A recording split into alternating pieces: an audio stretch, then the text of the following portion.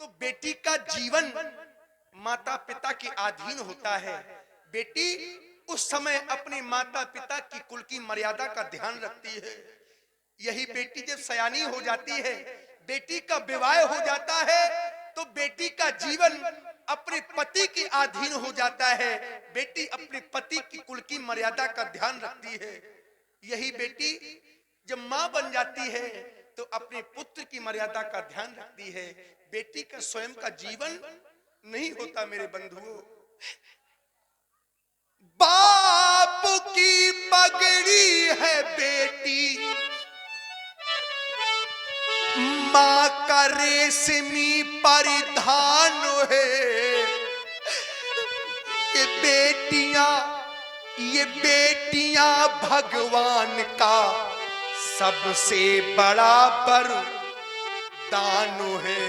ये बेटियां भगवान का सबसे बड़ा वरदान है। और अंत में कहना पड़ गया बेटी, हाय सीते, हाय सीते तेरे ये दुख हमसे सहे जाते नहीं। बेटी अब ये दुख देखा नहीं जाता बेटी। अब तो ऐसा लगता है, अरे अब तो ऐसा लगता है कि अपने प्राणों को छोड़ दूं बेटी, लेकिन यह दृश्य अब देखा नहीं जाता। तेरे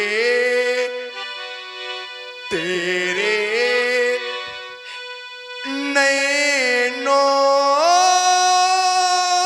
का नीरो अब देखा जाता नहीं।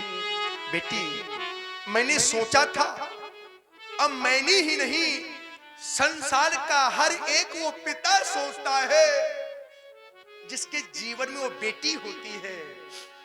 सोचा था अपने हाथों से हल्दी में तुम्हें लगाऊंगा। अपने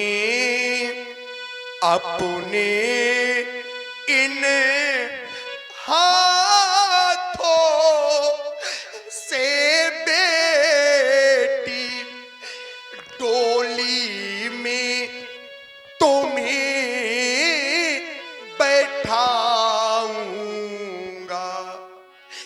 पर अंत में कहना पड़ गया, अब हुई न मेरी प्रण की पूर्ति और न रह गई इन वीरों में अब वो स्फूर्ति। देखो देखो मिथिला वासियों, देखो देखो महिपालो, मेरी बेटी की ओर रह गई मेरी सुषमा मूर्ति। ये उजड़ता जाता मेरा बाग, अब ना बजेगा कोई राग। अब जाओ यहां से भाग। क्यों? क्योंकि धनुष भंग अब हो न सका। ये सभा करा दो भंग, क्योंकि बिगड़ गया मिथिलेश की रंग अवनी का रंग। सचो सभा समाप्त करा दो। सीता की सखियों ले जाओ सीता। जनक बचन सुनी सब नर नारी, देखी जानकी भय दुखारी। माखे लखन कुटिल भई भव है, रथ पथ पर गत नयन रिसो है।